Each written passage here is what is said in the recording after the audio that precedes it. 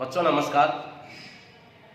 मैं राजेश कुमार मीणा, सहायक आचार्य इतिहास, राजकीय महाविद्यालय अटरू। बच्चों, हम मध्यकालीन भारत का इतिहास पढ़ रहे थे, जो कि बीए द्वितीय वर्ष का पेपर फर्स्ट है। मध्यकालीन भारत के इतिहास में पूर्व में हमने हुमायूं की कठिनाइयों के बारे में पढ़ा, उसकी क्या प्रारंभिक कठिनाइयां थी। हमारा अगला जो बिंदु है वो है शेरशाह की भू राजस्व व्यवस्था। शेरशाह जो कि एक महान अफगान शासक है, उसकी प्रशासनिक व्यवस्था के बारे में सब जानते हैं, लेकिन इसके अलावा एक दूसरा प्रश्न पूछा जाता है शेरशाह की भू राजस्व व्यवस्था वाला। शेरशाह की भू राजस्व व्यवस्था कैसी थी, किस प्रकार उसने इसका गठन किया, इसका अध्ययन करेंगे। शेरशाह ने भू राजस्व व्यवस्था में क्या सुधार किए, इसके बारे में अध्ययन करेंगे। भारत प्राचीन काल से एक कृषि प्रधान देश रहा है और राज्य की आय का स्रोत प्रमुख रूप से भूमि से प्राप्त होने वाला राजस्व रहा है। शेरशाह ने 21 वर्षों तक अपने पिता की जो जागीर थी उसमें कार्य किया। उसे भूमि तथा लगान संबंधी मामलों में बड़ी दिलचस्पी थी, इसलिए उसने भू राजस्व व्यवस्था में निम्न सुधार किए। सबसे पहले उसने भूमि की पैमाइश करवाई, उसका वर्गीकरण किया। शेरशाह ने प्रत्येक गांव में खेती योग्य भूमि का अहमद खां के सहयोग से भूमि की पैमाइश करवाई। भूमि को नापने के लिए सन की रस्सी के स्थान पर बांस की जरीब का प्रयोग किया। उस समय भूमि को नापने के लिए गज सिकंदरी का प्रयोग किया जाता था। गज सिकंदरी जो 39 अंगुल या 32 इंच की होती थी। इस प्रकार खेती योग्य समस्त भूमि का संपूर्ण ब्यौरा तैयार करवाया और उसने भूमि का वर्गीकरण 3 भागों में किया। अच्छी भूमि, मध्यम भूमि और खराब भूमि। भूमि का 3 भागों में वर्गीकरण किया, अच्छी, मध्यम और खराब। इसके बाद में उसने लगान का निर्धारण किया। शेरशाह ने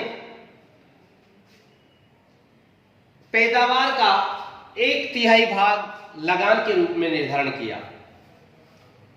लगान का निर्धारण किया, पैदावार का 1/3 भाग।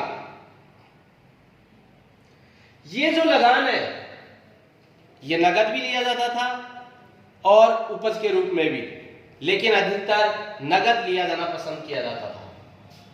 उसने लगान की निम्न प्रणालियां लागू की, जिसमें पहली है गल्ला बख्शी या बटाई, दूसरी है नस्क या कनकूत, तीसरी है जब्ती जमई या नगदी। पहली गल्ला बख्शी या बटाई, इसके 3 भाग हैं। खेत बटाई, खेत में खड़ी फसल को बांटना। दूसरी है लांक बटाई, खेत में खड़ी फसल को काटने के बाद उसको बांटना। तीसरी है नस्क या कनकूत, इसमें पूरी फसल को काटने के बाद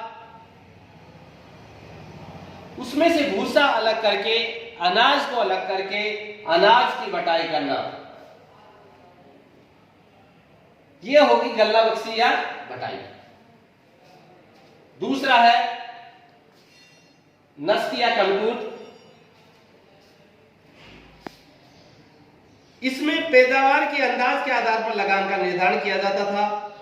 यह प्रणाली सबसे कम पसंद की जाती थी। इसका भी कारण था क्योंकि किसान को लगता था कि उससे ज्यादा ले लिया गया है, अधिकारी को लगता था कि कम वसूल किया गया है। तीसरी जो लगान की प्रणाली है वो है जब्ती, जमाई या नकदी। इसमें सरकार व किसान के मध्य 3 या उससे अधिक वर्षों के लिए समझौता कर लगान निश्चित किया जाता था। एक बार लगान निश्चित होने के बाद उसमें कोई संशोधन नहीं किया जाता था, चाहे सूखा पड़े या वर्षा हो, चाहे उपज अत्यधिक हो या बिल्कुल न हो। किसान को उतना ही लगान देना पड़ता था जितना 3 वर्ष के लिए निर्धारित कर दिया गया है। सरकार को बार बार लगान निर्धारित करने के झंझट से मुक्ति मिल जाती थी। किसान सोचता था कि मेहनत करके बहुत अधिक पैदावार करेगा, वो सब उसकी होगी, क्योंकि 3 साल तक लगान नहीं बढ़ाया जाएगा, तो वो लंबे समय तक मेहनत करता रहता था। चौथा बिंदु है जरीमाना व महसीलाना। जो उपज का 1/3 लगान निर्धारित किया गया था, उसके अतिरिक्त अन्य कई कर देने पड़ते थे, जिसमें जरीमाना भी कर था और महासिलाना भी कर था। जरीमाना, जो जरी से भूमि का नाप करता था, जरीब से भूमि का सर्वे करने वाला जो अधिकारी था, उसे जरीमाना कर वसूल करने का अधिकार था। महासिलाना,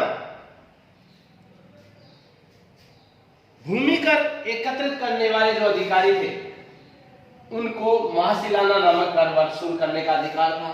5वां बिंदु है बीमा या फंड।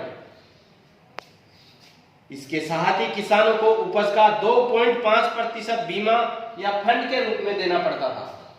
2.5% उपज का, ताकि कभी अकाल पड़े तो इसका बंटवारा प्रजा में किया जा सके, प्रजा की भलाई के काम किए जा सके। 6वां बिंदु है पट्टा एवं कबूलियत। शेर शाह पहला मुस्लिम शासक था जिसने किसानों के हित का पूरा ध्यान रखा। किसानों को अधिकारियों के शोषण से बचाने के लिए रैयतवाड़ी प्रथा उसने प्रारंभ की, जिससे किसानों से सीधा संपर्क किया जाता था। इसके लिए किसानों को उसने विधिवत पट्टा देना शुरू कर दिया, जिससे भूमि के मालिक किसान हो गए और भूमि का जो विवरण है, उससे लिए जाने वाले जो कर है, उनका भी स्पष्ट उल्लेख करने लगा, ताकि किसानों से मनमाना कर वसूल न किया जा सके। इसके साथ ही साथ किसान कबूलियत पर हस्ताक्षर कर निर्धारित लगान देने की स्वीकृति देता था।